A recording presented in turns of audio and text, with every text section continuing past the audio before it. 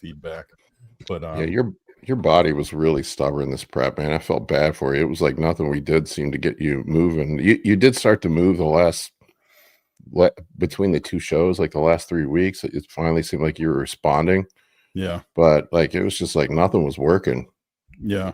Well, I think one big thing is I didn't manage my sleep well this off season, and that kind of rolled into the prep. So just not having good rest and kind of trying to be Mr. Tough Guy and grind through it rather than taking the rest you need, that probably affected it. And stress was one. Like I just kind of between new job, new work life, a whole lot of new things in my life. A lot of coaching while I'm trying to also take care of my prepping was a little bit stressful. So, that definitely plays a role. So between shows, I kind of identified it and said, I'm going to focus on just two things: sleep and kind of being stoic, not, just worrying about what I can worry about. And that's about it. Yeah, that's a good approach. Justin, what do you do when you get somebody like that you've had that where their body like has responded before, but it's just not doing the same thing? There's nothing you can do. That's what sucks is if you don't catch it until too late, and you kind of have to make the decision. Do you grind? I mean, there's nothing you can do in any short term. You have to take a break. Change things up, put some calories back in, let their body rest, and get their metabolism back functional.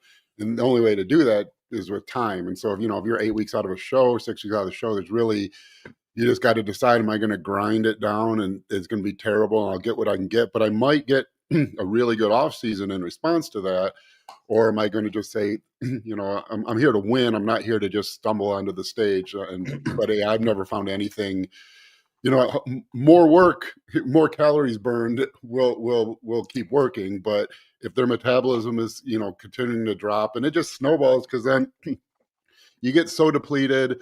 That depletion, low energy feeling when there's no energy. It's not like I need some caffeine, or there's no glycogen, there's no calories in the diet. Your metabolism. Once you get to that point, there's just not much you can do, and it's like there's not. You don't know when it's going to happen always. I mean, you can usually tell because it's like Dave said, there's a lot of other things going on that year typically that, when it happens, you're like, yeah, it kind of makes sense. He's got a lot going on, but no, I haven't found anything. Yeah. Yeah. I found myself looking around and realizing that how easily you forget that rest and just taking a day off and getting yourself back to 100% battery charge, how valuable that is. Because when you're in prep, you're just thinking go, go, go. You have to also be mentally kind of with it too sometimes. And I caught myself a few times, and I think you make a good point. Sometimes the best thing you can do is just get the batteries charged, little extra food, get your mind straight, and then go right back to it. Well, the thing is, there's a lot of hours in the day. It's 24 hours a day, and so if you take someone and maybe just at complete rest, just sitting and watching TV, they burn 90 calories an hour. Make it 100, I guess, for easy numbers. If they kind of get sluggish and that gets down to 90 calories an hour, you're not going to feel any different. You're not going to notice any different. But that's 240 calories a day, which is more than a half a pound of fat a week that you're now not losing. Yeah, that's true. So it doesn't take. And I always thought, I always knew that. And I thought it's, like your daily NEAT, not even NEAT, your daily, like what your energy level is, or your just caloric output, your metabolism, your true metabolism. It doesn't seem like it would vary that much. But I was wearing a Whoop for a while to watch.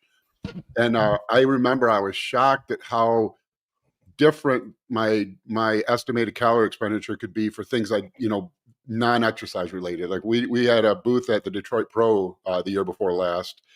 And both days we were there, my Whoop said I burned over 6,000 calories with no workout that day. And it was because me personally, I'm not a social person, and it just really drains me to talk to people all day. And that was real clear evidence. Just sitting there at a booth, I did nothing. I took no steps, but I burned 6,000 calories because the act of talking to people is really stressful on my body, And so that's the other direction. But you can imagine how that could go in the opposite direction. When your metabolism just gets a little bit sluggish, there's just a lot of hours in the day, so it adds up. But yeah, that really opened my eyes a couple of years ago to realize, like, wow, I never would have thought, because my typical day was like 3,500, maybe 4,000, and just something. I didn't feel like I did anything different. I was just talking to people, but that added stress, and I'm sure it was very high cortisol. It wasn't good calories burned. So I just remember thinking, like, geez, if I was in prep right now, that would have, burning 2,000 calories more than I thought I was out of nowhere with no, and it was probably all like pure cortisol calories. I would have looked like shit if I did that in prep, where I wouldn't even have thought anything of it if I wasn't wearing a watch to track it. You're like me, Justin. I swear, like when I do those booths at the Oh, events, I sweat like I run a marathon. yeah, it's like something about it. My body just goes. I mean, I know it's like I'm not a real social, outgoing person, and so which everyone listening is like, yeah, right. You never shut up. But if I'm talking about bodybuilding, I can talk. But other than that, I'm just not, and so it's really stressful on my body. It's the same thing. Physics too. What's that? Physics. Astrophysics. Yeah. That's what my kids say. They hate physics. They'll never It's the same get into thing. physics. It's the same thing when I do these podcasts too. I'm soaked in sweat when I'm done these things. I have a whole prep thing. I've got because we had a blizzard here, but I got the windows cracked because I know that as this starts going, my body temp's going to start climbing. That's a good transition point. Like this is something I was thinking about with all the Nick Walker drama with him and Kyle, with him switching coaches. Nick was, I know he put some stuff out, but it's like, when is it appropriate to switch a coach and when is it not? Like and what do you owe a coach? I mean, that's been a big thing. Like people have been banging Nick for him leaving Kyle. It's been really weird to me. Yeah, you don't owe a coach anything. I mean, you don't. The coach owes you something because there's you've transacted, you've exchanged money. That's how economies work. So yeah, you don't owe, but you owe yourself something never stick with a coach that's not working, but also know that you don't walk right into optimal with a new coach. You might get there very quickly if you really work well together, but every time you switch coach, there's some period of time where you're suboptimal for progress as you're both learning each other again. And if sticking with your previous coach is suboptimal for progress all the time, then you got to make the switch. But you just know that every time you make the switch, and we're all coaches, that second prep with someone is always better. Yeah, you just know so much more. Yeah, and so. Yeah, it's you got to find the right guy, and you should, as a client, you should never stick with the wrong guy. You shouldn't, but don't always think that you're with the wrong guy, because too many wrong guys in a row, you might get the right guy and miss it, or you just lose time every time you switch anything. The bodybuilding is just all consistency, everything. Eat the same things every day, do your workouts the same, get your rest, and so switching coaches is another inconsistency. Yeah, it is another. I'd say once you find somebody good, you lock in. I compare it. Look, this is like the NFL. You see it with the good teams, the teams that have good coaches. When they find a good coach, they lock in and commit to that coach, and they stick to that. That's a perfect example. Name a dynasty who is switching head coaches every year. Dynasties have a coach. Now, when they do find a bad, like the Patriots last year, it wasn't working with their their head coach, and they dropped in quick and went to Vrabel, and they're back to winning again this year. Yeah. So, I mean, I think when you do, this is what I found in business. When you do have a bad relationship, you need to drop it quickly and move on. It's like a bad employee. Like I can tell you from experience, trying to make a bad employee work, it just never fucking works out. It just never works out. When you have a bad employee, you're better off just getting rid of them. And then when you get the good guy, hang on to them and don't take them for granted and hope for something better. But that's the way it is, I would say, with the coach. But really, this is the highest level of competitiveness. Like people are saying, like, well, he was his friend and yada yada, he owed him this. I'm like, you don't owe anybody shit.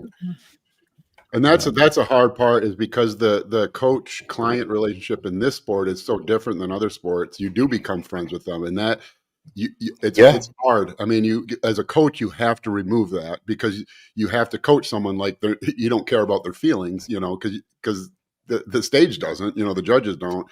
No. But and then also it's the same with business too. Like once you're friends with someone, it makes everything harder, and you start, that shouldn't be weighted in the decision of you as an athlete. If you as a person, but if you're in here to make money, this is your job. You're a competitive bodybuilder. You got to do what's best for your competitive bodybuilding career. Yeah. Yeah, Well, I think you Justin, you make such a good point too about it being a little bit different than other sports because specifically in men's open bodybuilding, there's a lot on the line from a health standpoint as well for some of these guys. And, I think that makes that kind of like intimacy of that relationship seem a lot more one-on-one and less transactional than it really is. Yeah. At the end of the day, it is still a job that that person is doing for you. But, that's why I think from the athlete side of things, looking out for your own health and things like that are going to be key. But at the same time, you also have to do your part to be coachable. So it is a very interesting kind of yin yang dynamic with bodybuilding because it is not a team sport. So there's different things with coaching that come up. Yeah. I have a hard time wrapping my head around the idea of Nick being uncoachable, though, because I mean, how many people have coached him? He doesn't had a whole lot of coaches, and the ones he was with Matt the majority of his career. Yeah.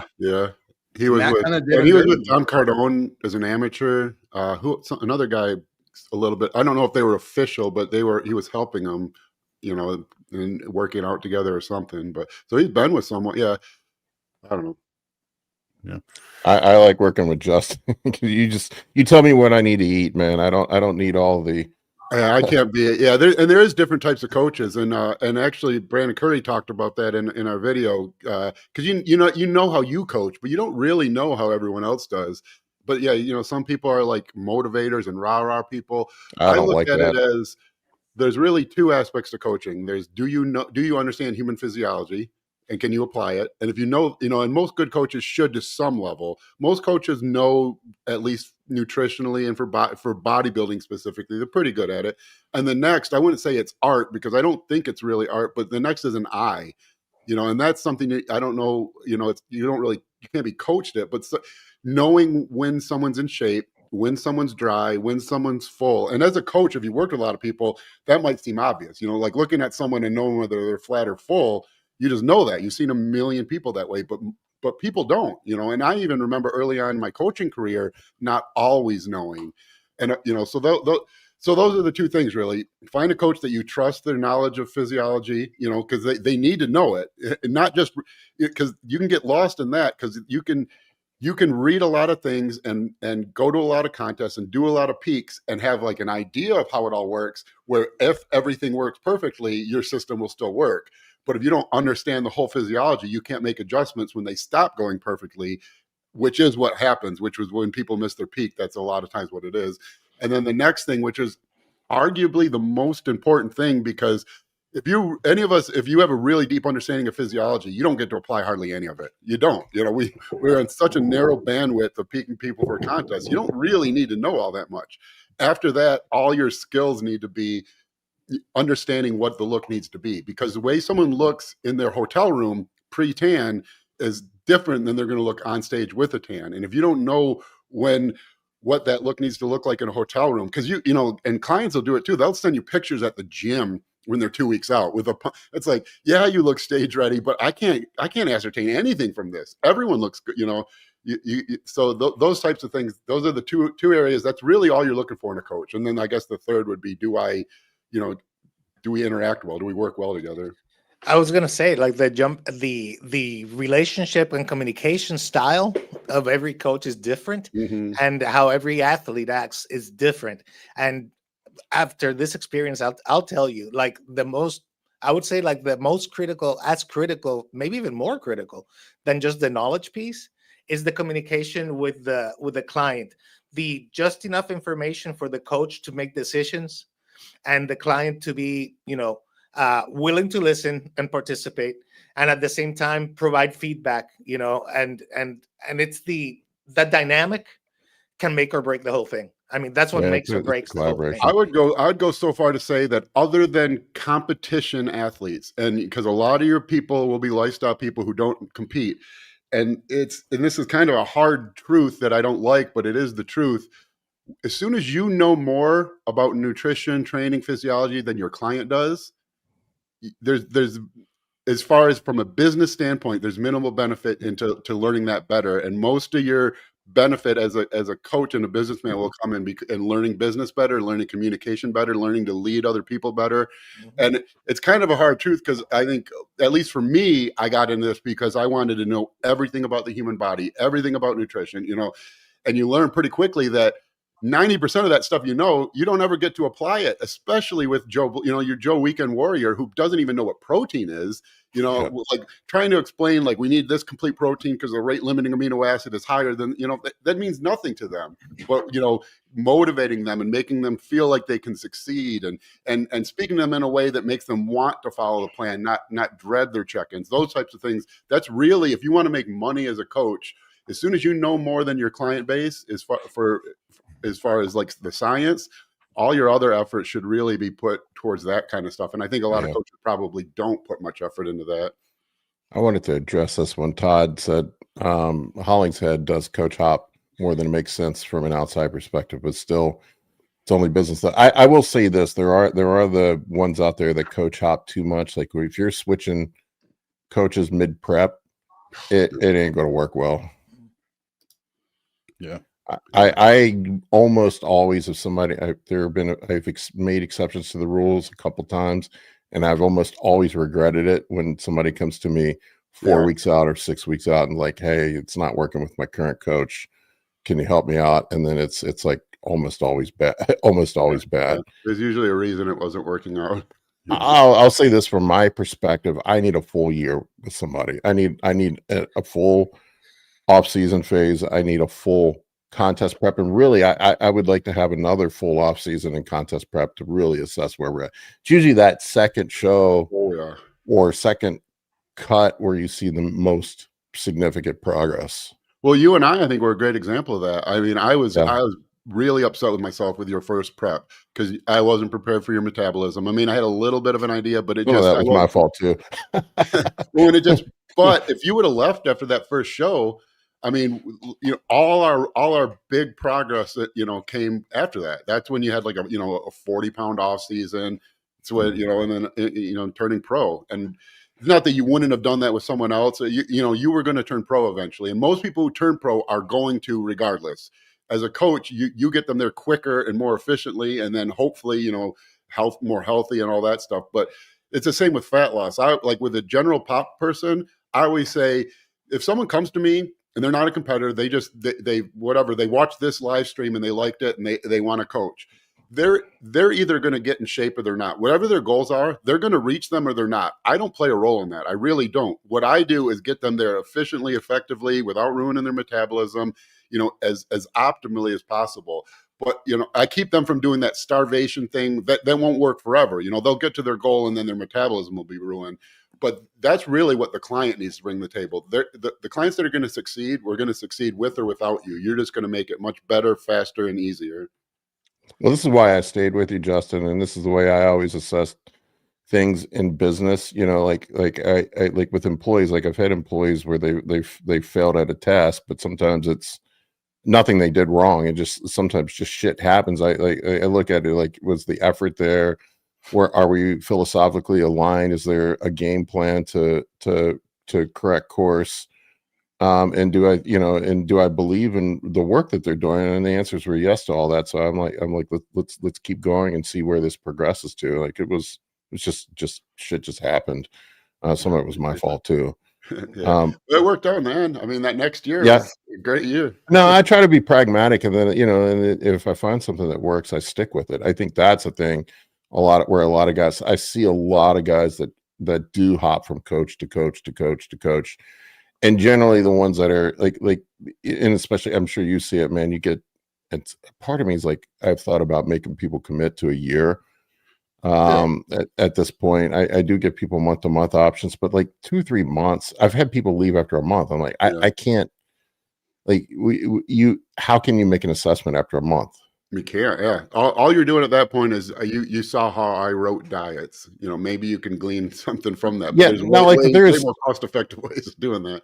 If there's like a completely deficient thing, like I had a coach, I won't name names, but I a long time ago, I hired a really high-level coach who would take 2 weeks to get a response back to me.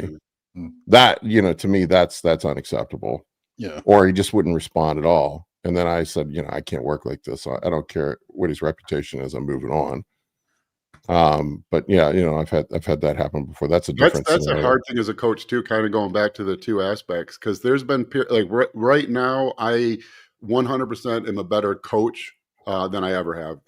For whatever reason, it just all clicks right now. It just seems so obvious. Like with peaking people, it never seems like a mystery. It's just whether it's time in the game or what. But I feel like I am like, Michael Jordan 1996 as far as coach. Like I couldn't be on the, but I'm very busy, and so I'm like stressed about my communication volume. The communication, my clients are all my clients are winning shows. I've had more wins this year. I know it's been a dream year as far as people turning pro, people doing well in pro shows, people winning state shows, guys winning, winning state shows that I've tried for. It's just been a great year, but I also feel like it's probably one of my worst years as far as like the extra, like, I don't want to say hand holding, but the non-science aspect of coaching. And so it's always a mix, I guess. Yeah, and also mention too, if you're considering switching coaches, I think it's only fair to kind of audit yourself as well too.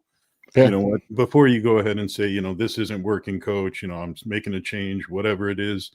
You have to be able to look in the mirror and say, have I followed everything? Have I given honest, fair opportunity to this coach? And if you both know you haven't, then good riddance. It doesn't seem like you're a good fit anyhow.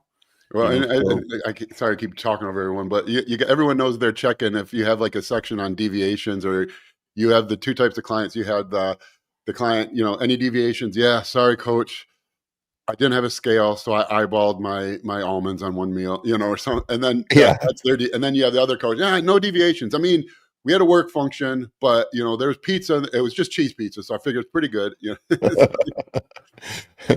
I can always tell. I can always tell.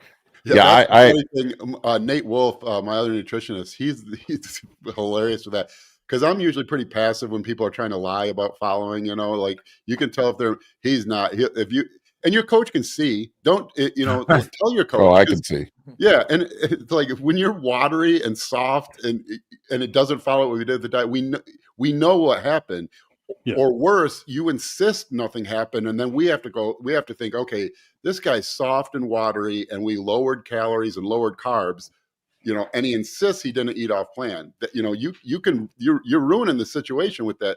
So you got to be open with. You got to just don't lie to your coach. Yeah, if you think we don't notice, you're crazy. Every time I've ever spoke up, I've been correct, and it actually makes me worry about the times I didn't speak up, that I probably missed something. I should have said something. If your coach doesn't speak up, that's a really bad thing, because they may have reached the point where they're like, this guy's not bought in. I'm not killing myself giving him the effort when he's lying to me.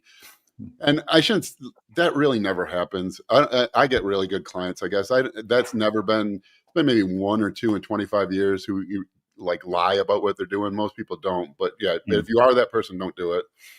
I would say most of the time when somebody's invested the money, they're going to be somewhat accountable, or they just do like me when they're fucking off. They just don't check in. Yeah, those are the best clients. I was going to say the self-assessment piece, like that part, because a lot of people look at the outside, right? Like what is the coach telling me? How am I complying? Am I doing this, that, and the other thing? But a lot of people, unfortunately, lack the self-character, I guess, or that cold self-analysis of like, did I really truly follow what my coach is saying? Did I really truly, and then it's so easy to justify, right? Like, oh, well, maybe it's just the style or whatever, rather than being honest with yourself and saying like, no, I went off plan and I ate that cheese pizza. That was me, so it's really important to have that, again, the genuine communication. And if you're bought in, you're bought in. If you're not bought in, don't waste your time or your coach's time. Yeah, and coaches, like Paul said, coaches are too expensive. You're bought in already. Yeah, exactly. You better. I mean, you're already in there. Get your results and be honest with yourself. The other thing I was gonna say, I was gonna comment when you guys were talking about like having a coach for over a year, 100%. Because the first time you go through this process, I have no clue what I was doing. I had to learn the whole thing as you go.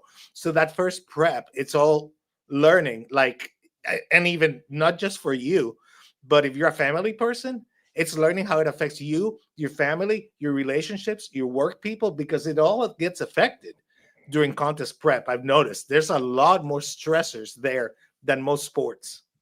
And you have to be aware of that. So my wife and I have already talked about, like, next year, if, not if, but when we do this again, what can we mitigate? What can we correct? What can we expect now that we understand the hangry? We understand the hormonal disruption. We understand the mood swings, things like that. All of those things are important, and they develop over time. So, people who I just don't understand people who want to jump into this, do one prep and get out. Like, I mean, sometimes some people want to just do one show just as a challenge and then get out, but I don't particularly have a problem with that. There are times where I goof up. I had a goof up this week. I felt fucking terrible about with a client. I had 6 guys peaking this week, so I was just like nonstop talking to people. I had a guy, just one of my regular dudes who's in his off season, and I marked his check-in as completed. And in my head, I had responded to him, and it was like 3 days later. He's like, "Bro, what the fuck? Where's my check-in?" I'm like, "Man, I'm so sorry." Speaking with family, families do that all the time. I'll be in the middle of a check-in. Your 9-year-old needs something, you go, you make mac and cheese or whatever, and you come back and you open it and you close that one out and go to the new one. Your brain just forgot that you were like mid-sentence on a response or something. I always feel so bad about that. Yeah, I've goofed on that one. I wanted to play a little bit what Nick said. I kind of feel bad for the guy. I mean, it's like people just, like, for whatever reason, they're hating on the dude. People love to hate on Nick, though. Yeah, well, I mean, no one hates on Steve Johnson, so could be worse. True. Nobody knows who that is. Yep. Let's hear what he said. Thing I want to touch on is people think I make so many changes, and mentally I'm not all the way there. Why? Because I decided to move around to different states to see where I like, to see where I want to be.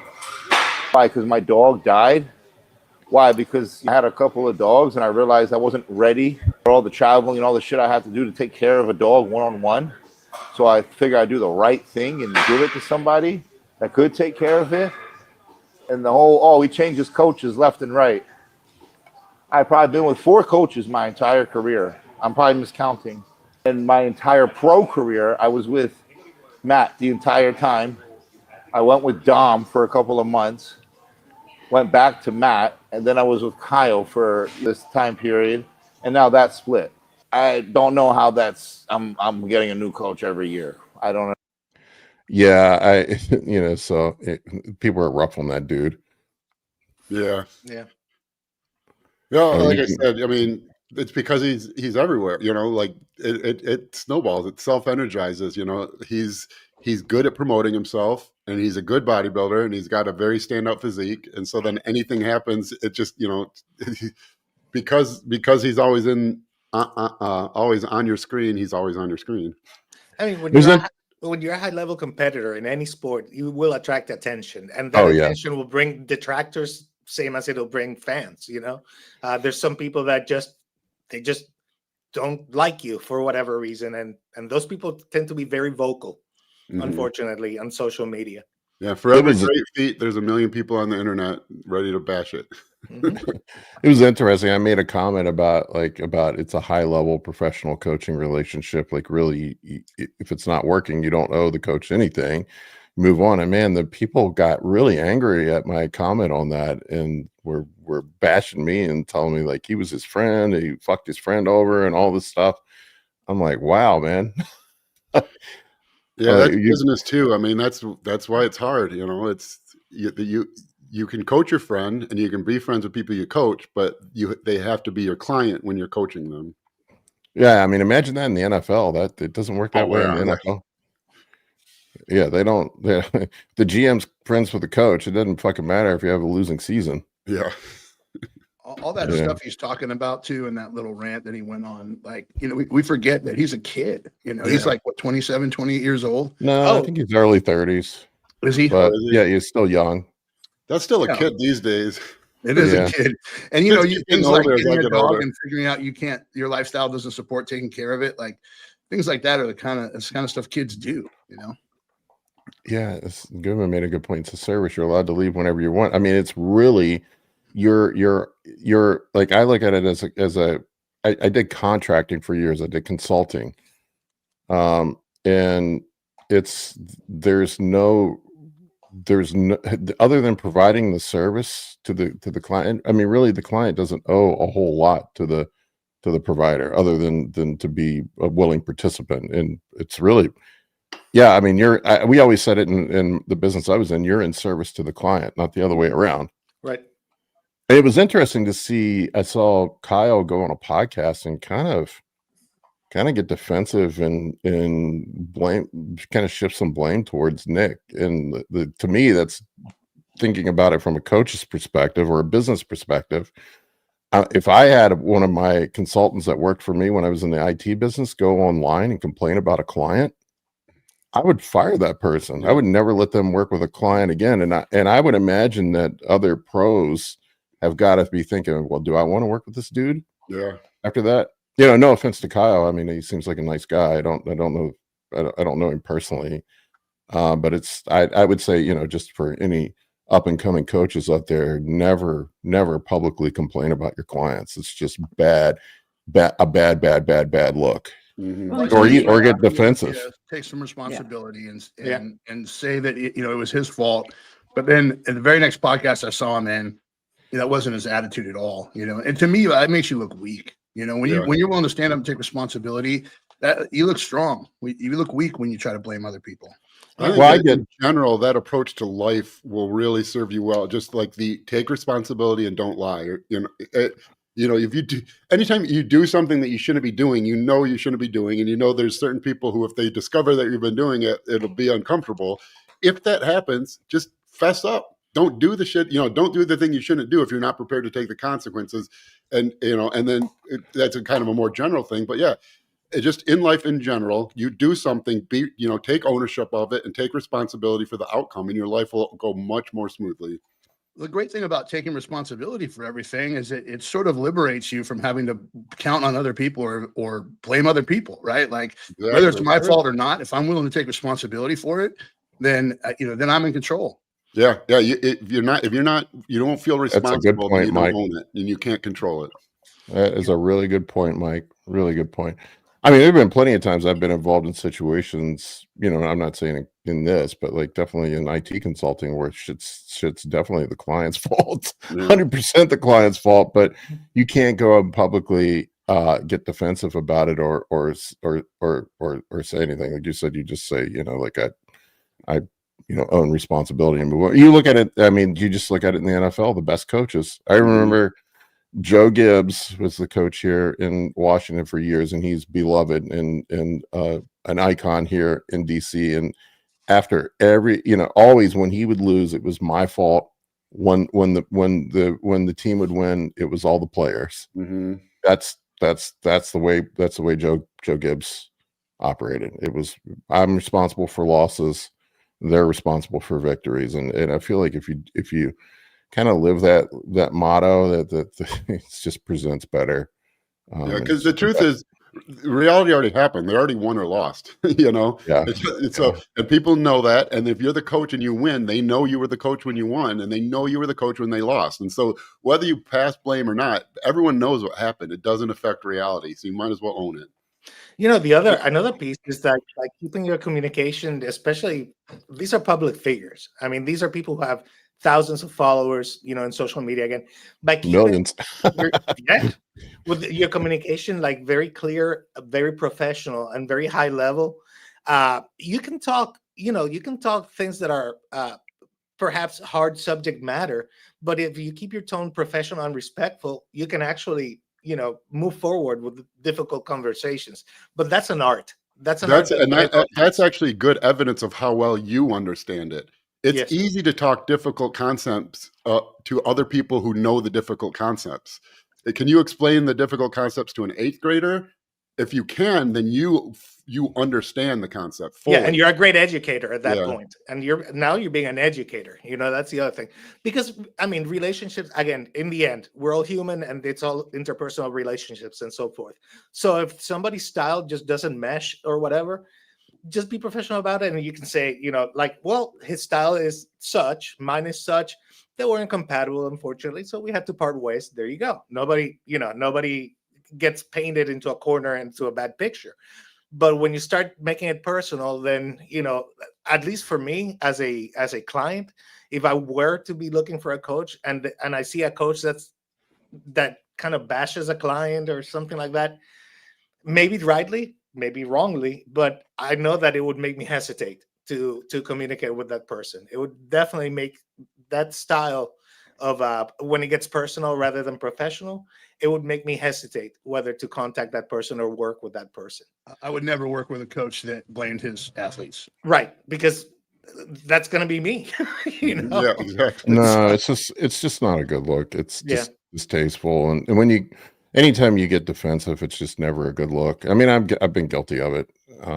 Believe me. Well, I mean, we all have. We're human. We make mistakes. The trick is, how do you handle the mistake? Now that's the important part. You Yeah. know, mistakes will happen. That's inevitable, especially when you're relentlessly pursuing improvement. You know, you will make mistakes. It's part of the learning curve.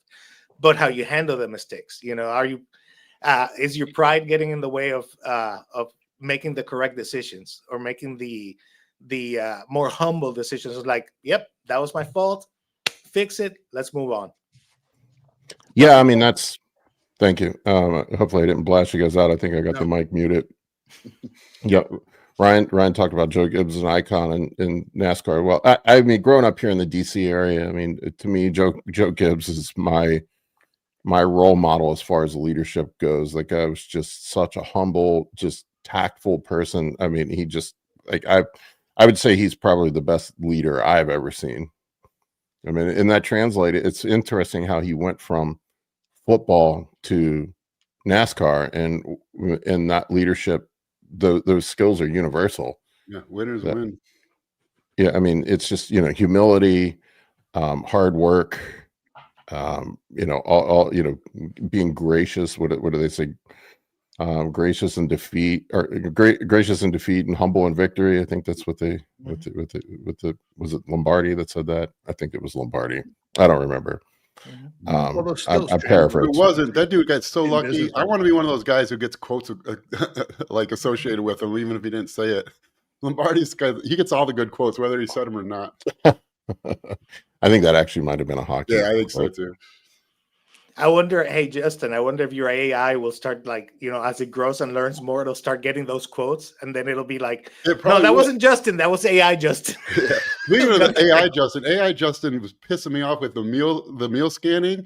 We had that ready weeks ago because we're global. We want food. We want it to recognize food sources from everywhere.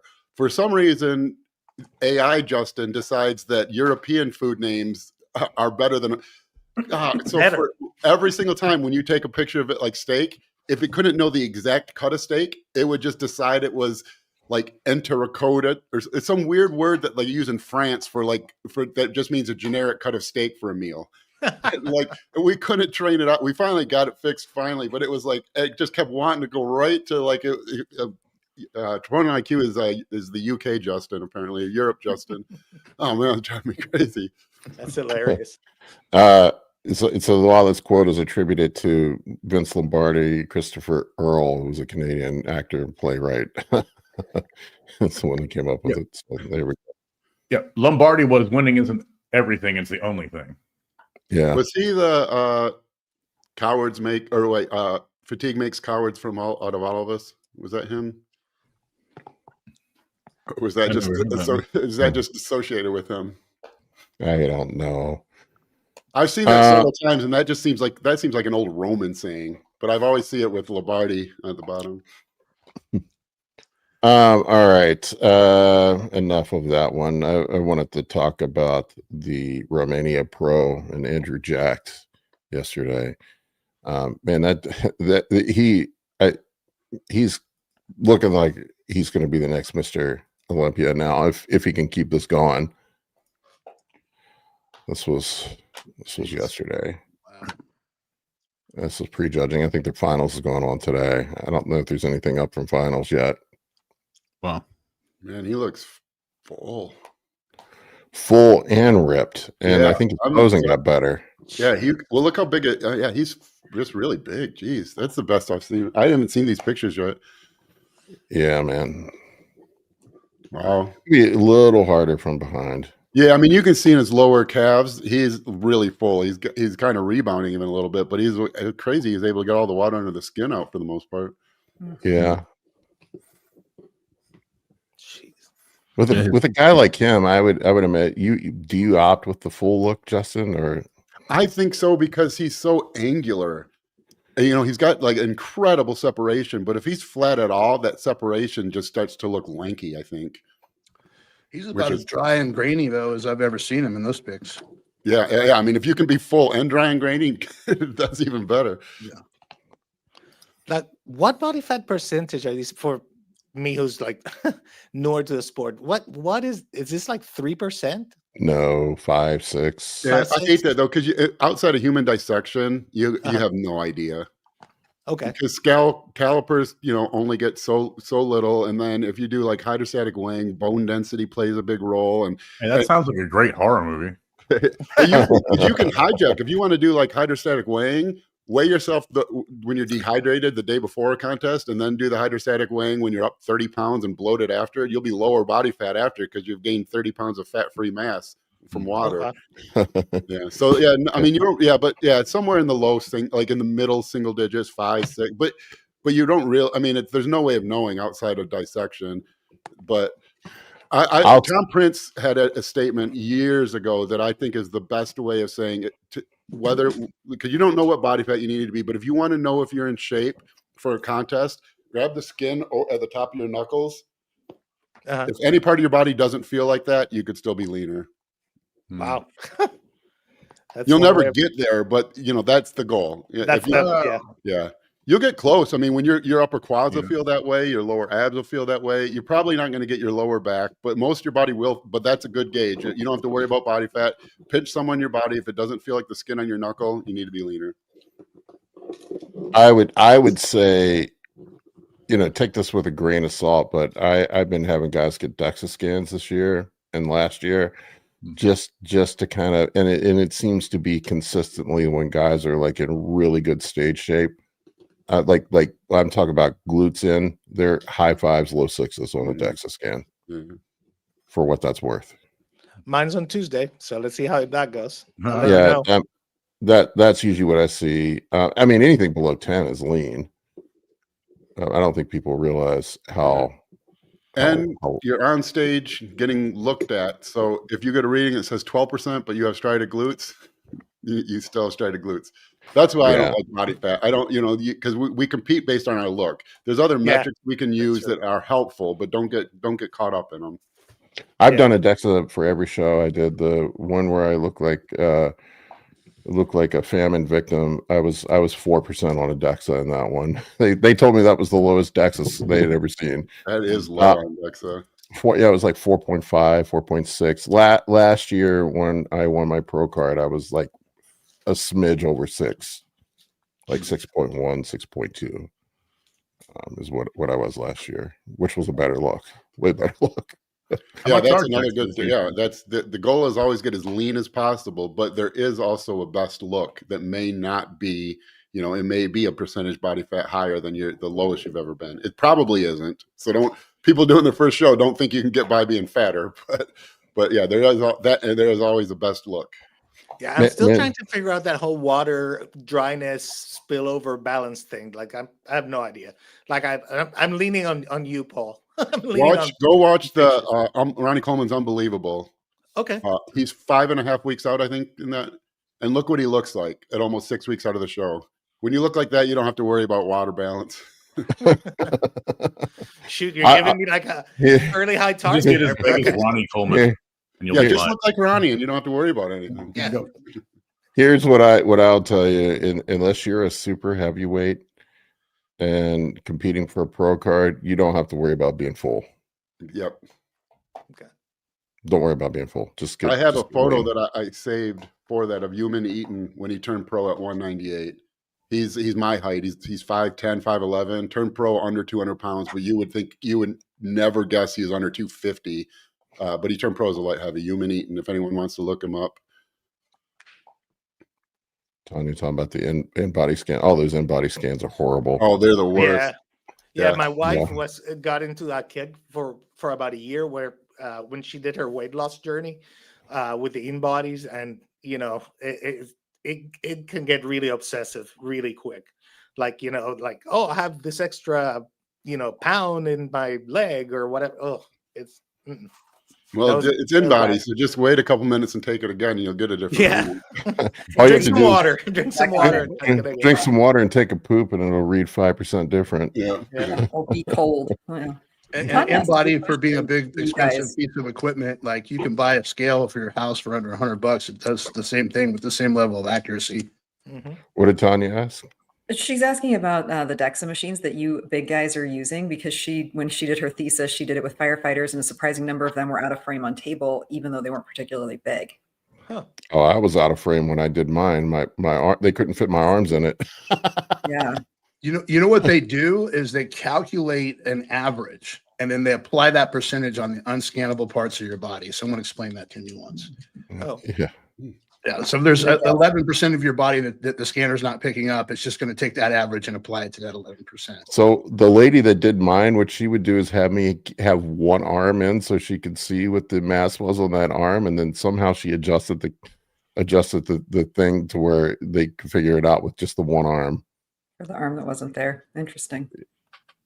It's crazy to me, because the last time I did a DEXA, I felt like I was like, that it was huge. Yeah, I'm wider than the platform. Yeah, me too. That's crazy. Yeah.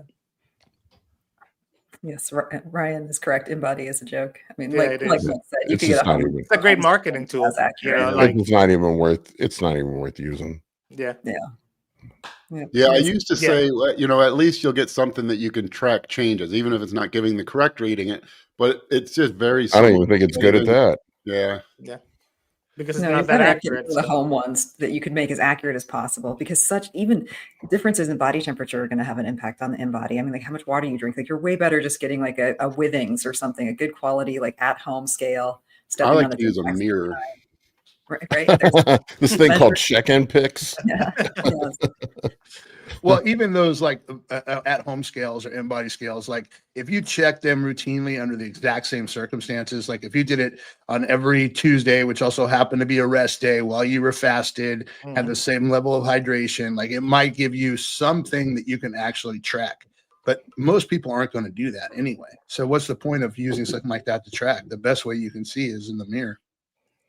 Yeah, I it's just don't a like getting just caught a up in scale. those secondary metrics, because if you step on if you do an InBody and it says you're 2% body fat, but you're fat, it means nothing, And so it really there's almost no chance that it benefits you, and a big chance it harms you mentally. If you are stage ready, if you're fully gutted out, ready to go win a show, and you get one of those and it says you're 9%, a week out of a show. You know what you look like, but it'll still be hard not to panic, And conversely, if it says you're 2% and you are 9%, you can get yourself in trouble the other way by going to the show thinking you're Andreas Munzer, and you step on stage and you're, I don't know, not. Not. Yeah. No, I'm always surprised. Like when there'll be a bikini athlete who will post hers and they'll say she's 6%, and I'm like, no. 6 No. is that's 3 and 6. Those are the only percentages any celebrity has ever been when they're in shape. Everyone who's ever got in shape in a role has either been 3 or 6% body fat. I don't know what it is with me in the InBody machine. It doesn't matter if I'm stage ready or I'm in full-blown off-season mode. It says I'm 14% all the time. I did it one time. I was 17% 2 weeks out of the Mr. Michigan that I won. I did not. I mean, it messed with me mentally. I'm like, because you're 2 weeks out, and I think I'm ready, but I'm like, fuck, 17%. Wait, do I have prep brain? Am I not seeing something? Am I a That's soft why- mom and I just don't know it? Yeah. The last one I did, it said I was 7% body fat and I was 190 pounds. I'm like, let me tell you, I'm 168 today. And yeah, that's not even close. That's not even close.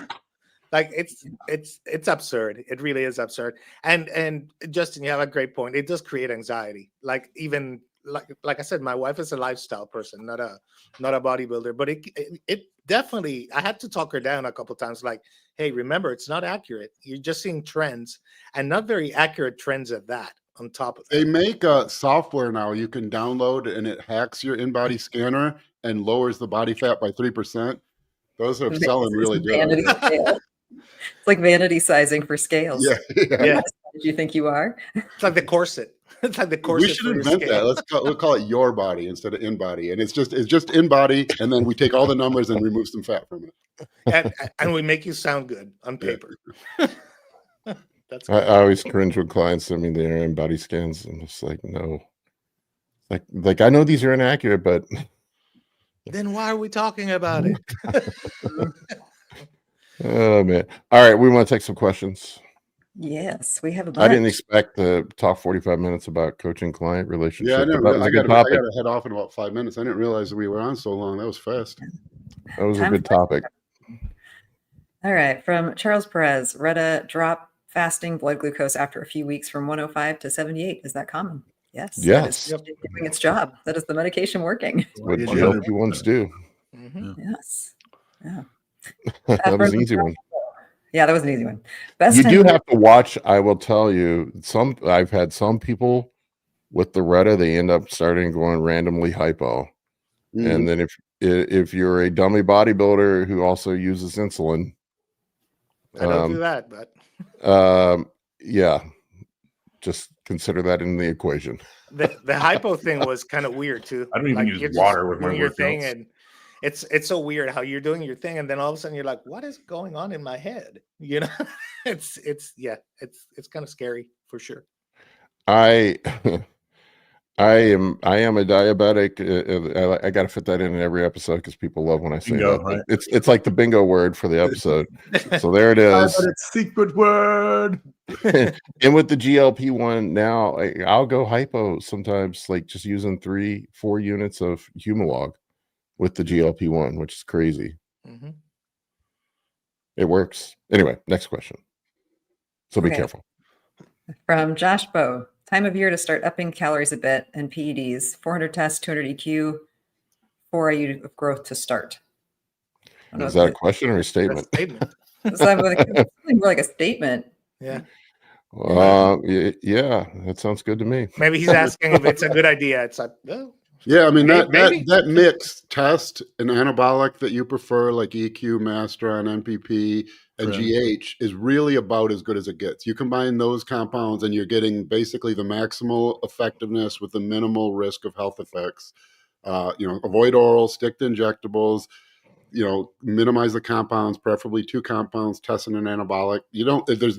As far as long-term progress, that's about the optimal, dose response curve where you can push doses the highest with the least risk of health effects. And then you go in, if you ever compete, you go into a prep having spent an off season without using tren, without using orals, without using harsh injectables. And so you feel pretty safe about throwing the kitchen sink at a contest prep cycle. I will tell you this Was because a of the statement. math. He's just excited for the offseason. oh, nice. Josh, I will tell you this from experience. There is a Masteron and Primo shortage right now, but with EQ seems to be, from what I've seen in blood work, the most aggressive at lowering estrogen. I've seen some guys with absolutely smashed estradiol from EQ, and I've had that experience myself. Well, they have high estrone, I'm sure. Yeah, estrogen's probably high because it does convert to E1, not E2. But Well, I know that mine supposedly- is absolutely crushed right now, and I'm feeling it. And I'm thinking about reducing the EQ.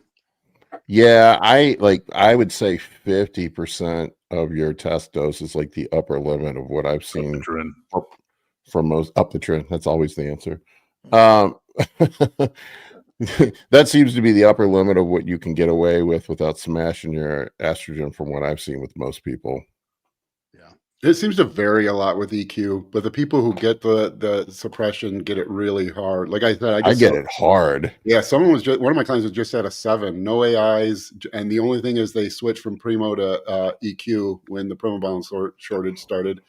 I was pretty surprised, but yeah. But some people, because I never really got that. My estrogen would always be in range using EQ as my main anabolic. Well, that's why, I know people get upset when I say I prefer Primo. That's why I like Primo. To me, is the middle ground between EQ and Masteron. Same. I have a preference for Primo. It doesn't seem to as aggressively lower the estrogen as as equipoise. It puts me nice in range. I can run it a bit higher than I can run the equipoise. Granted that equipoise is more anabolic than Primabone, but if you're equating doses, if I can run 600 versus 400, it's I'm probably getting just as much of an anabolic effect out of it, and I also don't get the same elevation in hemoglobin and hematocrit that I do with equipoise. Same. Hang on. With the EQ, you get to add D-ball. Yeah, you can. I mean, that's the Well, you quick can up fix. your stuff even more. I mean, let's go. Well, how do you guys feel about exogenous estrogen? Using it? I mean, I used Synovex back in the day. Parabolic has all kinds of stuff on it. Well, you're not going to fix the problem. It's just by another the time- variable to keep up with, though. That's the thing. It's I mean, I've heard of guys doing it. I would be very cautious with that.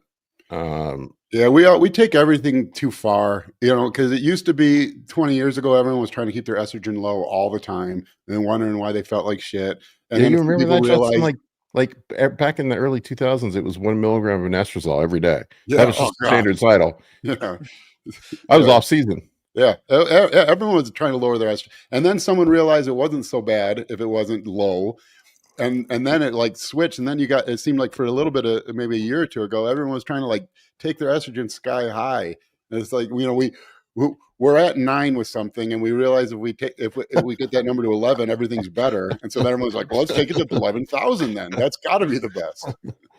Because more is better, and better is always more. Yeah.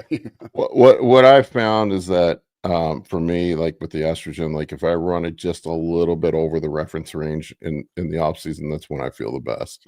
40 to 60 is what I like. Yeah, that's kind of like my happy spot. And and I get the argument with higher estrogen and more estradiol conversion and better lipids and all that shit, but like you get to a point where you get bloated, you get high blood pressure, your dick doesn't work. I'm sorry, if my dick doesn't work, I don't care what my IGF one is. Yeah. I don't need muscles that bad. There's no amount of IGF-1 conversion that's worth having a limp noodle to me. I'm checking all those boxes right now. The libido's crushed, the dry achy joints. I get these. I have like degenerative discs, so my back aches get terrible when my yeah, that's low estrogen, man. I mean, the quick fix for you, Mike, might be wake up and your spine is a solid rod. Oh yeah. The quick fix for you, Mike, might just be some D-ball. I'm in the same boat with the libido thing. I'm sure my estrogen is crushed. I haven't checked it lately, but that's what I had to How are you, Gonzo? I'm 1 week out, and this is peak week. So yeah, and I weigh like I said 168, and I started at 208. So that should tell you everything. That was like a 40-pound weight loss.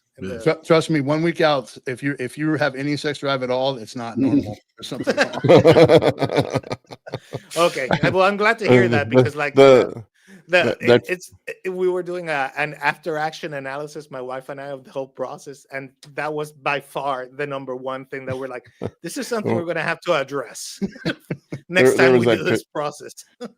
There was that famous thing Kai Green said about at the end of prep, a peanut butter and jelly sandwich is preferential to sex. Yeah. I paraphrase, but yeah, like that, you hit the nail on the head there. Yeah, with the whole estrogen thing, man, it's really like you really got to dial it in, and you have to figure out. I've seen some guys that can run it super high, and it doesn't seem to bother them at all. Yeah, I had one not too long ago. A guy was at 200, and not watery. And he said he's always runs high and it feels just fine on it. So, and it's, I know when mine's high because my blood pressure will start to shoot up. Yeah. Because mine will tend to run high, but if it does, but last fall I had that opposite problem where I ran EQ, and then I had run the Aromazin on prep, and I didn't realize from Kurt, it was telling me that the Aromazin could like permanently crash or at least long-term crash. Yeah, well, the Aromazin binds to the aromatase enzyme permanently. And so you can only make new enzyme. It's a suicidal inhibitor. Make new enzymes, which you will do. But conversely, if you do Arimidex, this is why I hate when people go off and on Adex, because if you take Arimidex and then you think your estrogen is too low and you just stop it. Yeah, and then it fucking rebounds. Yeah, so all those enzymes are now free to convert, and all the new enzymes you've made are free to convert, and so you can get an estrogen rebound on Arimidex. Yeah, I had that, man. I could not get my estrogen above 10 for like 6 months. I mean, I finally had to resort, I had to eat my words because I'm always bashing on D-ball, which I mainly do just to piss people off. Instead of eating your words, you ate your D-ball. I had some D-ball. I like to do some stuff that gets people butt hurt. So what I'm hearing is that after the show on Saturday, I should start like just popping D-ball like this. No. Usually it's the opposite. Hospitalized.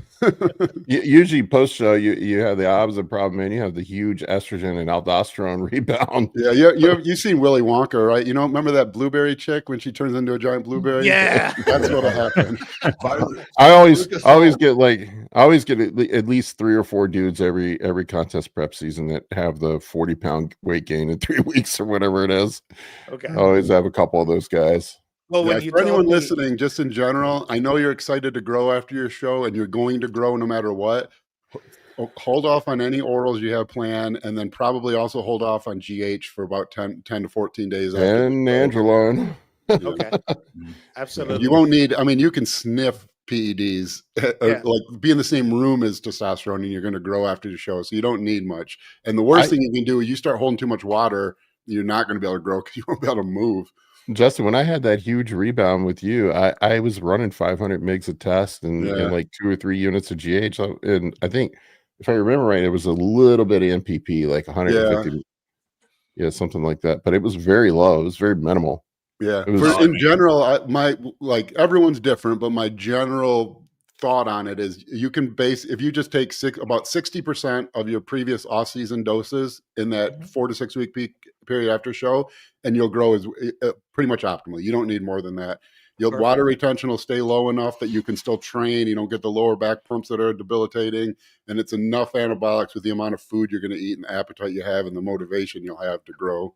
I mean, it sounds perfect. It sounds like better harm reduction, right? Better risk mitigation. Oh, yeah. You get the results, and you save money because you're not spending like $10,000 on Primo. So yeah. The only reason you do a show is for that period after the show. That's the funnest time in bodybuilding for me. The one memory I have of that big rebound, I remember going on vacation, I don't know, 3 or 4 weeks post show, and the place we went to Asheville, and there was a bunch of hills there. And walking everywhere, and I remember the just horrendous calf pumps. I had to like stop walking up the hill, and she was like, "Are you getting out of breath?" And I'm like, "No, compartment syndrome. My fucking calves are so pumped. I gotta stop." Oh man, that's the worst. That was me the whole time we were in Europe this year.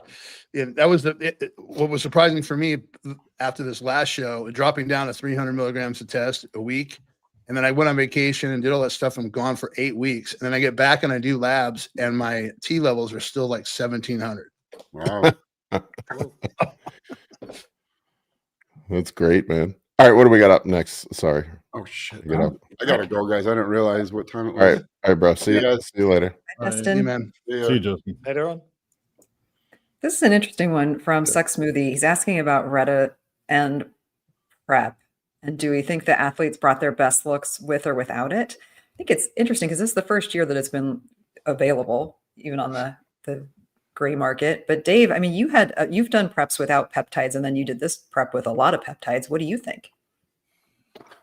Well, I definitely noticed the second I dropped Reddit like 10 or 11 days out from the show, and I seemed to just hold as you would expect, a little less bloat sensation. I felt tighter in my stomach. Hunger came back pretty quick, and honestly, the dose I was on, hunger was pushing right through. I think I topped out at 3 milligrams by like week 8 weeks out, and I just stayed there. But the look, I mean, I seemed to start dropping a little bit more water once I took it out. It seemed like I was retaining less inflammation, to be honest, but nothing wild. I mean, I've had some people I've prepped with it that doesn't have any effect on their look at all.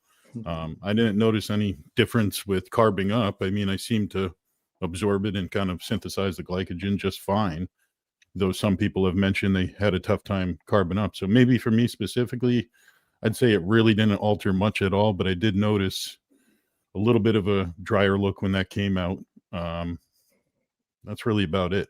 And there's something nice about not feeling bloated. Like, I mean, the last thing you want to do is step on stage and feel slow, feel bogged down. even if it's not a big volume of food, just feeling like you have to go to the bathroom or you're backed up or something, not feeling empty sucks. You know, I like that feeling empty. I feel tight. It gives you a confidence. I don't know if any of you guys have any experience with them on your prep. I'll tell you, I prepped. Damn, I counted this weekend. I just passed 60 for the year. 60 people I prepped, and most of my clients this year I prepped using peptides and GLP-1s. I'll say this: it's kind of been a mixed bag. The people that I've had that have had hard time losing fat, the combination of MOTS-C, SLU, and Retta is a game changer for the guys that can't lose fat. Yeah. The guys that, like, I've had guys before that just, like, it didn't matter, Clin, any of this other stuff, the guys that just could not lose weight or struggle with losing weight. It's just been like a cheat code getting the fat off. What I will tell you is the bigger, fuller, leaner guys, it does seem to flatten them out. I've had poor experiences with my bigger guys on that stuff. I don't, this is just anecdote. This is observation. I've been yanking the Retta the last 2 weeks before the shows for my bigger competitors. Like Dave said, just to get rid of the bloat, to help them load the carbs. It seems to, there does seem to be some gut inflammation that comes along with it. Yeah. There seems to be some distension that comes along with it. I'm really struggling. What's that? Nick was a big fan, and his abdomen certainly didn't look better this year than it did in years past. Yeah, and that's just anecdote. I don't know if the slowed gastric emptying has anything in it. I've also noticed on blood panels this year, more than ever, quite a few people with micronutrient deficiencies. Absorbing, perhaps. Yep, I think there's some malabsorption going on. I've noticed quite a few guys that have low ferritin, low B12, magnesium. Yeah, it's a known issue with B12 and all the GLP-1s. Yeah, that was me. So we talked about that when you were down at my place, and I checked my ferritin and iron, and it looks like I'm having a tough time absorbing it. And there's plenty present, just not being uptaked, from what I understand. So that was the only thing that was off. But then the other side of the coin, we talked about this too. My blood work was the best I've ever had. Yeah, all around. Lipids, liver, kidneys, all that stuff seems to be improved. I've had tons of guys come out of prep where their blood work is like, usually you have liver, kidney, lipid skewing coming out of prep, and guys that have run GLP-1s through the prep don't seem to have that. Yeah. And then my insulin too, my fasted insulin got down to just about 5. And when I looked back in my other blood works, I had it at about 17, which is higher than I'd want it to be, but still within a reference, the reference range. But it was at about 17, probably 3 weeks, I think, before I started my prep this year. So I thought that was a very impressive number. Mine was with my pancreatic insufficiency. Yeah. When I had my fasting insulin done earlier this year, it was 1. That's not good. That might be a little bit too low. Yeah, not good. That's why my blood sugar gets high. But it was wild. Like, even my HDL climbed, and I don't do really orals in the off season, but you're going to be kind of oral heavy at the tail end. And I got my blood work literally like 6 days after the show. I like seeing it kind of for what we call the worst position, and to see my HDL go up 20 points was something I was thrilled about, because that's been a difficult Did thing. it go up to 20? Is that what you're saying? No. Yeah, I was still, I think it was 35. I was at like 15 or something like that. It was pretty bad when I last checked it, but still, that's a pretty good jump. I mean, that's a very good jump. That's really hard to do without. Are you taking anything else? This was just post contest? You weren't like on ezetimibe or anything like that? No. I mean, I take my telmisartan, and I take for cholesterol stuff, like I do the natural red rice extract or whatever it's red called. yeast rice, citrus bergamot, and citrus bergamot. Yeah. Okay. But none of that changed. That's been in since my numbers were lower. If anybody wants it, I have a cholesterol lowering stack. If you just shoot me an email, I'll get you a copy of it. Get But mine yeah, done. yeah. I mean, I've seen some significant improvements in blood work. It's been crazy. So here's been my take. If you're a hard person who has a hard time losing fat, it seems to flip on the cheat code. I would say, for like your large competitors, your national level competitors that need to look big, full, hard on stage, I would probably, if you're going to run it, I would yank it probably a couple of weeks out is what I've been doing. Yeah. And Well, when one other thing I was going to quickly mention too is I've noticed with myself and then prepping other people using retatrutide is there's definitely, out of all the GLPs I've used with people, that seems to be the most erratic in the sense of being person dependent of what kind of results you're going to get, whether that's hunger, blood panel, or even assisting them in losing some fat. Where something like TERS is more of like just a line in the sand. It works exactly usually as you expect. I've had some people get up to 4 or 5 milligrams of retatrutide and claim that there's no suppression of their appetite. Where someone like myself, I couldn't eat on 5 milligrams of retatrutide. I talked to, well, I gotta be careful what I say. I talked to somebody offline. There's a theory. Yeah. Yeah, I talked to somebody offline who has worked closely in the development of retatrutide, and the gray market retatrutide is an approximation of what the researched retatrutide is. It may or may not be the same thing. Mm-hmm. It may or may not have the same fatty ester on it. It may or may not have the same pharmacokinetics as the and then I guess it depends on the manufacturer. So you don't know 100. Clearly, it's doing something. You could see it on the blood work, right? But we don't know for sure, and it may vary from manufacturer to manufacturer. And if it doesn't, like what I was told is if the fatty ester chain is not attached, or if it's a different fatty ester chain, it completely changes the pharmacokinetics of it. Yeah. So. Yeah, I mean, I think the molecule is pretty well known, but how they manufacture it and et cetera, that's still probably a closely held development secret, I would imagine. Yeah. Something that's important to note too about these GLP-1s is that the side effects can change over time. And it worked really well for me through both of my preps this year, but after being on it for that long, I started to get some side effects that I didn't have for the first prep or even most of the second prep. So with the delayed gastric emptying, that's taken some time for it to correct itself. I've been off now for like 12 weeks, no longer than that, 16 weeks probably. I am considering dropping it. I mean, although I don't know, because I've been trying to put some size back on.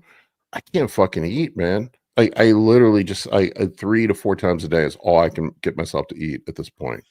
There's a couple days I tried eating 5 to 6 meals like I was on bodybuilding diet before, and the acid reflux and the just sense of fullness was just so terrible. I already have a shitty appetite. I just, and I'm talking about extremely low doses. I'm back on tirzepatide now because I have a prescription for Mounjaro. But I've been running 2.5 milligrams of tirzepatide. I mean, it's the lowest fucking dose.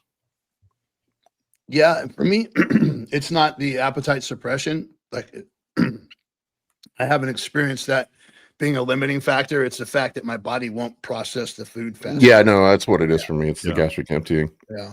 And then the nausea too. I didn't have nausea through the whole first prep. And then I got to the last few weeks of the last prep and I started having some nausea.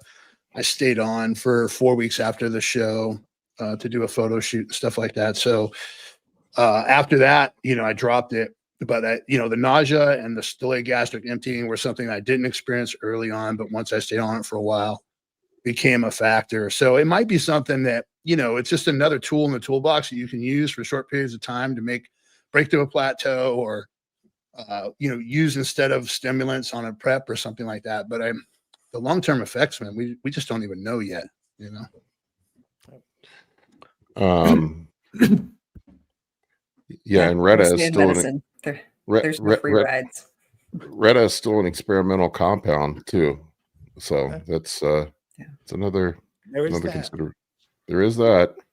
The case of the question too about the better look. I mean, ultimately, the retatrutide might make it easier to get to the same look, but I don't think it would make it better because either you get that look or you don't. And how you get there on a prep is how you get there on a prep. Yeah. Good point. Yeah, Yeah. true. It might help you get 90% there, but it's just like I was going to mention too about the SLU and MOTS-C. You know, those were only effective for me and a lot of people I've used them with to like the last 4 weeks, and then it just didn't have enough power to, regardless of dose, to kind of push people through to get the last bit of body fat off. And I noticed that, you know, when I got 4 weeks out and I was still on Retta at 3 milligrams, it was almost like my hunger wasn't suppressed. It just, you had to deal with it. It was like I was back on normal scenario. So I do think that's worth noting. If you think you're going to run like some of these things right to the end and they're going to be the finisher, that might not be the case for you. You know, I wish I had probably pulled out the SLU at least and used my, you know, like up to clenbuterol or an ECY or whatever to get that last power of getting the body fat off and making it easy. So if you can use the right tool, use the right tool. And that's one thing I noticed. In my book, if you still want to get like shredded, Clint's still the king. Yeah, and I would totally agree. And I think I learned that myself. Yeah. All right, what do we got next? Sorry for the rambling again. No, we got a couple of pretty quick ones. This one from Psycho Beast. You guys come off TRT before surgery? No. No. No, I've never have. The doctor will tell you you're supposed to. I was gonna say like that's follow your their medical doctor's advice. orders. Yeah. I was gonna say that's what I've heard, but I haven't done it yet. I think Ryan Root, if he was here, would also say no, but you should definitely tell your doctor what you're using, be honest, and if they want you to come off, you should come off. Mhm. All right, so here's my thought process. I do come off all the antibiotics. I'll take my last injection like 2 weeks before the surgery. That's what I did. This is not my advice, folks. This is not medical advice. This is what I did for my surgery this year. The thing that got me in trouble in the past was surgery. Not my antibiotics. It was fish oil. Fish oil. Yeah. Thin your blood. Yeah, fish oil got me in trouble. NSAIDs will get you in trouble. Now, were you using a high dose of fish oil or you just like a 5 couple grams? Yeah, Yeah. like nothing crazy. Yeah, the dose of fish oil you were taking, I've said this before, is not the reason you had a complication. It is not. And the fact that your surgeon is blaming it on that is also BS. Like it's just not real. Yeah, I mean, maybe or maybe not, but I would say It'll just make be you cautious. oozy. Yeah, I mean, it'll make you oozy. It'll make you bruise. I mean, like, let's say we're doing like, something very delicate, like an eyelid surgery on somebody who didn't come off of their fish oil, or who's taking baby aspirin and never told us. Like the surgery itself is going to be the same. It's just going to take us a really long time to get like everything like hemostasis, and then also they're going to bruise. And that's just, I guess the reality of it. argument for coming off the TRT would be clotting, blood pressure. Yeah, but that's been kind of debunked. I mean, especially at TRT Yeah. levels. If you're truly at TRT, you Right, shouldn't have that's an the increased problem, risk of yeah. clotting. Yeah. I came down to, well, 6 weeks out from my surgery, I came down to 200. Yeah. 200 tests. And I basically have been on 200 tests since then until about 3 weeks ago. And then I upped 4 weeks ago. I don't remember. And then I upped it just a little bit. I stayed Yeah. on when I recovered from my brain surgery. Nice. Just a couple IUs of HGH and 150 milligrams of testosterone a week. Nice. I came off the GH because of my diabetes. I didn't want my blood sugar to be out of control during surgery. That's fair. Yeah. So yeah. TRT Like, generally healthy if it's a real TRT and not TRT Yeah. plus this and then the other. Yeah. Yeah, no, I know that I- anecdotally, anybody I've talked to who's stayed on that stuff and had surgery have always astonished their doctors at how quickly they've recovered. They do increase collagen and repair and healing and everything. Yep.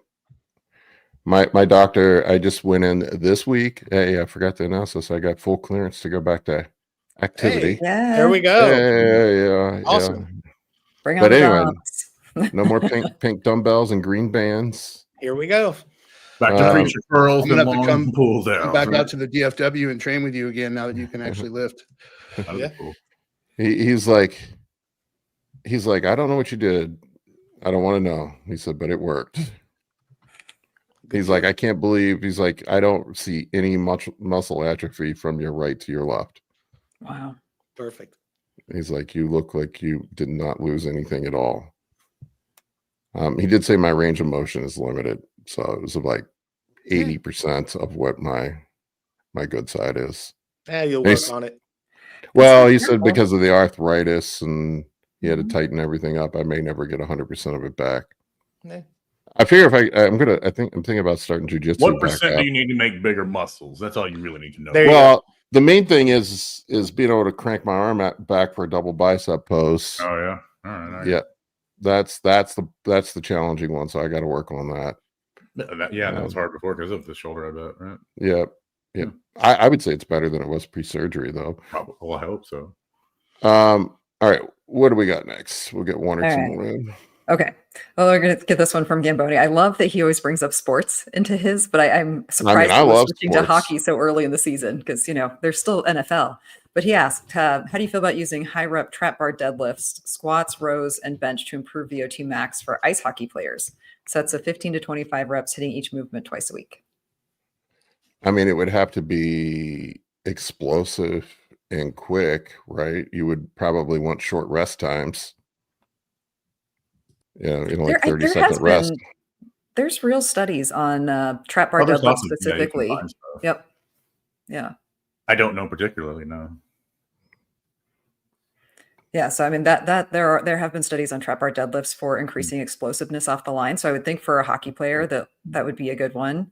I think any of these, like Paul said, as long as you're keeping them like explosive for that, like depending on what position you play in hockey, they all kind of want that explosive movement. I know his kid. Yeah, his kid plays hockey.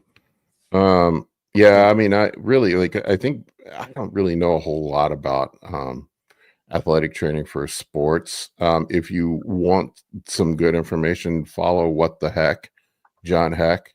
Yeah. John is Great a stuff. big fucking dude. I need to get him on here sometime. John was a former NFL trainer, athletic trainer, he's huge. Division I college football player, and this is his wheelhouse. His wheelhouse. But I would think anything explosive. I would say for VO2 max, probably hit cardio, like some really intense hit Yeah, why are they cardio. doing sprints? Sprints on the ice, obviously. Yeah, I mean sprints on the ice. I mean that would be On gases. yeah. I mean, and if you wanted to save the knees and shit, you could probably get on the bike and do sprints. Yeah. Yeah, Jackie and I coach a pro hockey player as well as a couple college football players, and we've always separated the explosive training focused specifically in the weight room for explosiveness and tailoring the training that way, and then the VO2 max has just been separate. We don't try to gain that through high reps of training. We do that on the treadmill. We do that in different cardio methods, or literally get on the practice in your skates, getting your cardio on the ice is kind of the way we've always approached it.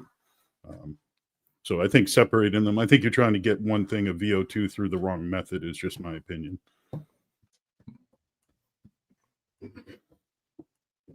Yeah, Tanya, go ahead.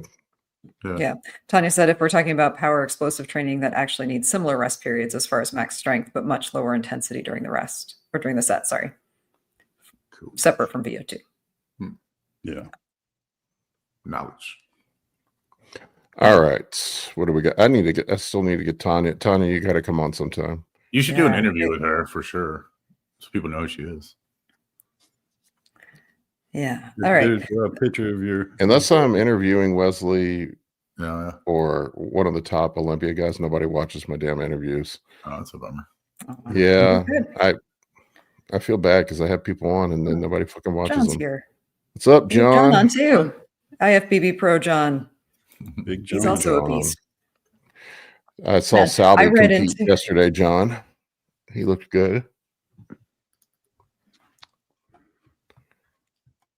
What were you saying, Amy? Oh, I was just going to say I ran into John, Justin, and John at the Arnold, and oh my gosh, like talking about like being surrounded by like a beast of men, like these three like huge guys. Yeah, good. Salvi looked really fucking good yesterday. He was the most shredded guy there.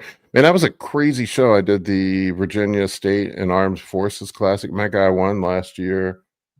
Nick, but like I think everybody that was everybody in the DMV area that was doing a warm up before nationals showed up for that show yesterday.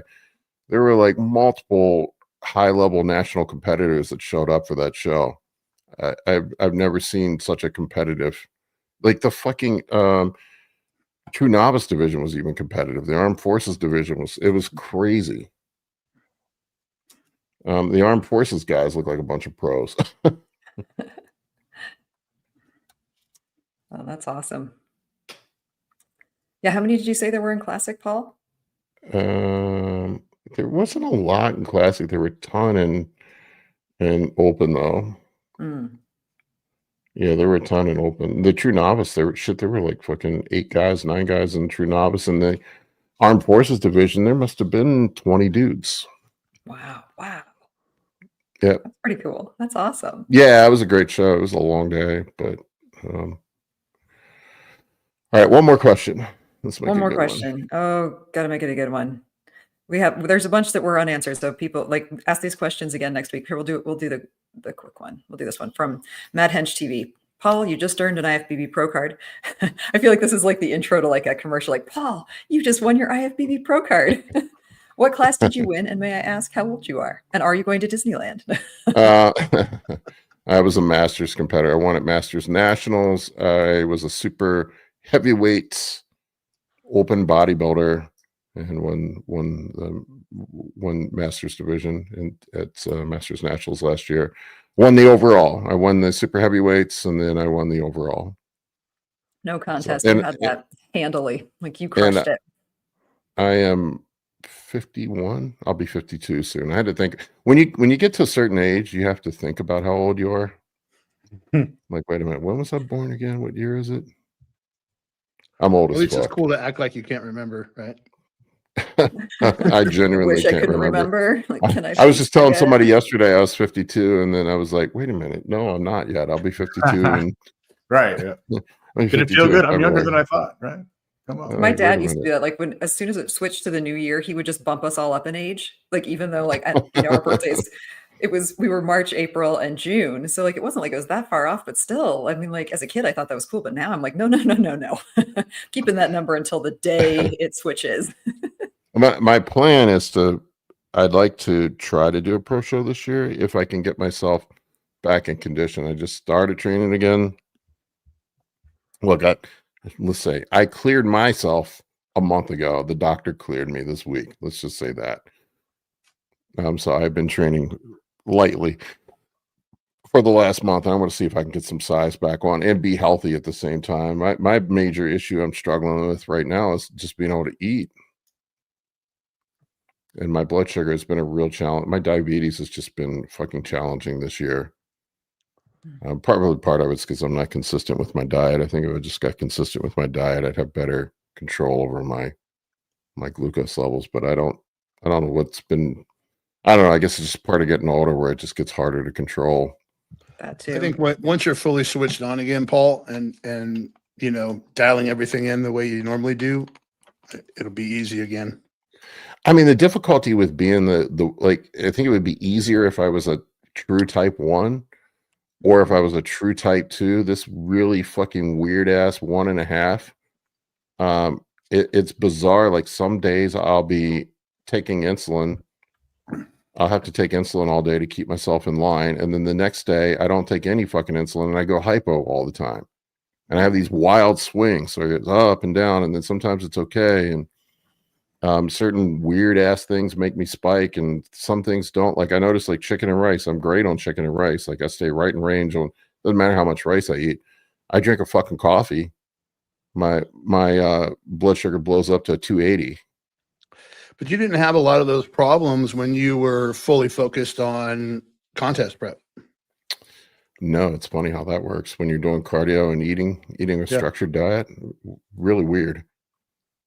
Well, it might be Also wise didn't for have the you to. CGM during prep, so who knows? Things could have been different than they. Yeah, they could have been. The CGM has been a lightning. I'll say that.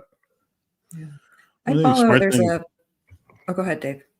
I'm sorry. I was just going to say, just like anything else, like it's your first day in the gym, you don't go right to your PR. Yeah. First day on that diet, just get a structure, eat X amount of time Yeah. if you want to plan, and start tapering that food in. You know, you got to just start somewhere. You can't get to the top if you're not willing to start at the bottom, you know. Yep. All right, folks, I got to wrap this up. Appreciate each and every one of you. We'll see you on the Bye, next guys. episode. Adios.